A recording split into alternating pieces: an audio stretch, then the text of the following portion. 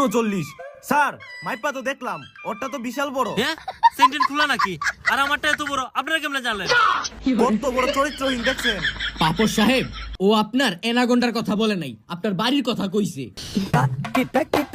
এই মিয়া, আপনি তো আপনার বাইরে ঠগাইছেন। আপনার অংশ বেশি, আপনার বাইরের অংশ কম।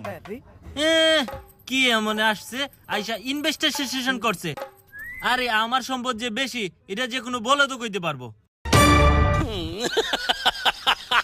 তুমি যে অপরাধটা করছো, এই অপরাধটা একটা দণ্ডনীয় অপরাধ। তুমি বড় ভাই হয়ে তুমি তোমার ছোট ভাইকে প্রতারণা করতেছো।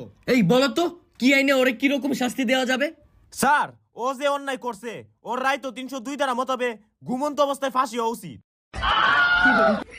এসআই সাহেব, ঘুমন্ত অবস্থায় নয়, ঝুলন্ত অবস্থায়। আর তুমি এত রায়ের সম্পর্কে কিভাবে জানলা? স্যার কুয়া দিছি একটা মুখ দিয়ে জেডাইছি। আসলে তো আমিও জানি না 302 ধারা মোতাবেক কি হয়। দেখেন পাপড় সাহেব, আপনি যা করতেছেন